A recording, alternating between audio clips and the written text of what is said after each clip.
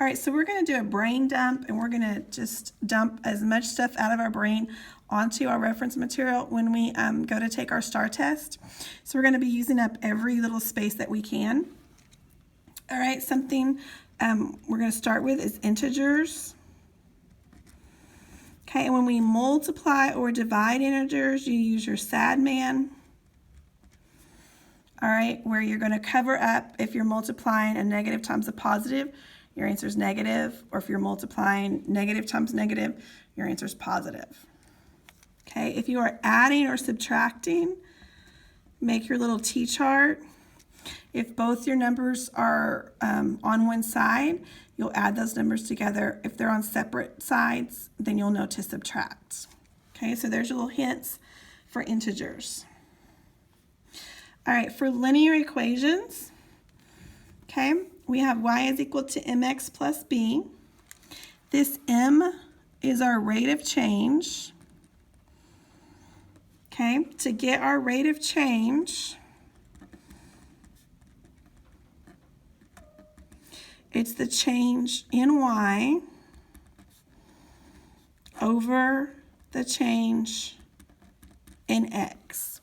So how those things, how the y is changing, the x is changing, that's going to give us our m, our rate of change, which is very similar to the constant of proportionality, y over x. B is the y-intercept. Okay, and our b is the thing that happens once.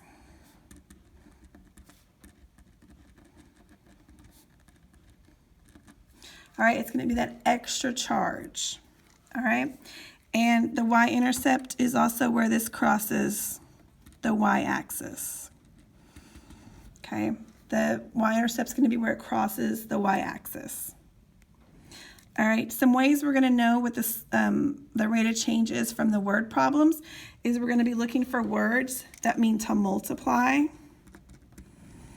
Okay, words that mean to multiply, like per, every, in, those mean to multiply.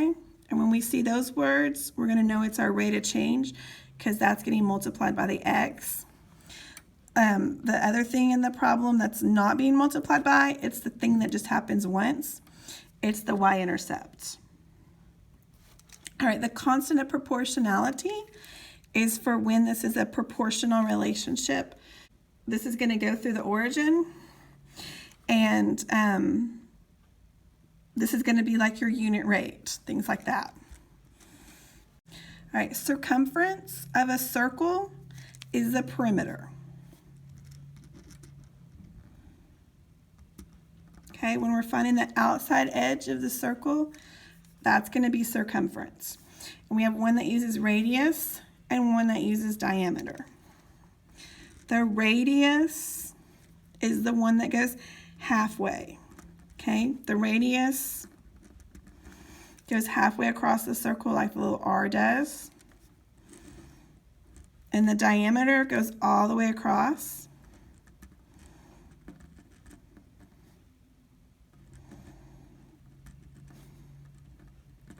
Okay, so radius is the one that goes halfway. Diameter is the one that goes all the way across. So you're going to pick your formula based on if you have radius or diameter. Area covers something. Okay, this is how much it covers. This section here is where you're going to get your big B for volume. Okay, so our volume formulas use big B. You're going to need to look up here, and whatever shape it is, it's named by its base. So whatever the base shape is, you're going to use the formula for big B. All right, so big B is the area of the base.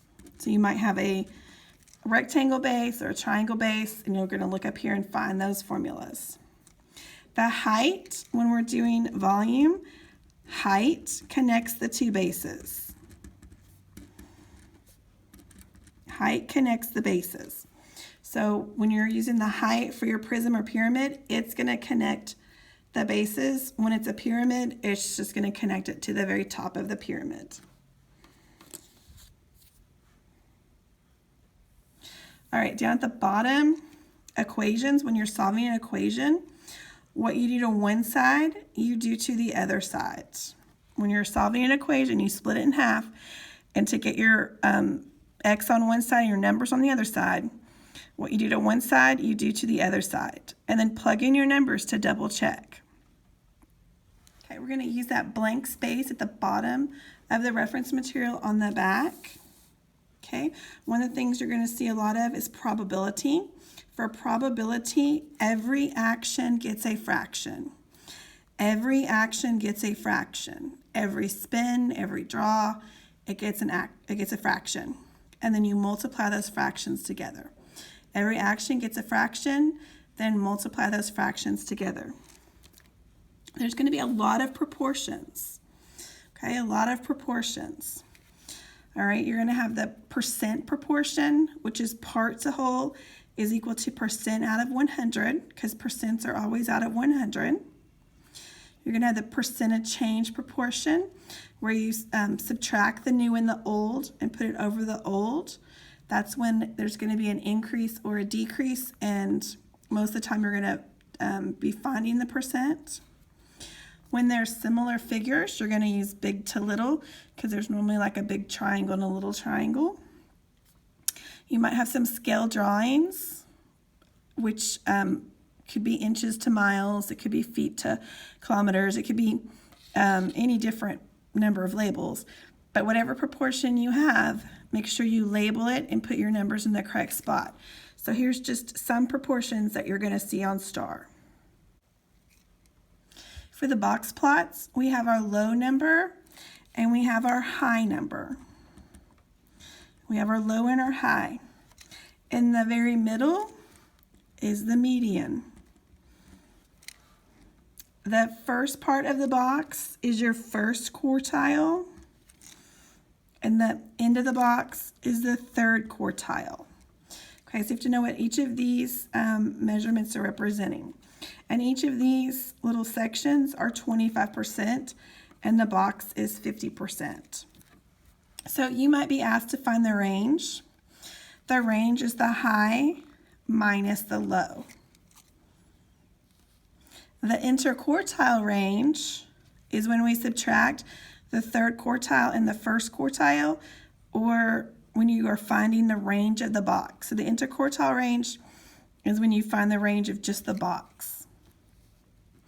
The median is the middle number. Median has a D in the middle. Middle has a D in the middle. Median is the middle number. Mode is the number that happens the most often. Mode and most and often, those all have O's. Mode is the most often, and that's going to be for your dot plots. When the column with the most dots is going to be the one that happens the most often. For it to be symmetrical, it's going to make a U. For it to be skewed left, most of the data is on the right. When it's skewed left, most of the data is on the right. When it's skewed right, most of the data is on the left. All right, and this is going to be for your dot plots, where you have your number line and you have your little dots over each number.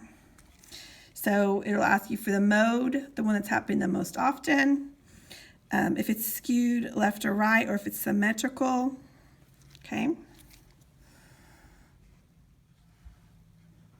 Okay, so the first thing you're going to do when you get your STAR test and you tear out your reference material is you're going to do this brain dump, and you're going to write down as much information as you can remember so that it's going to help you when you take the rest of the test.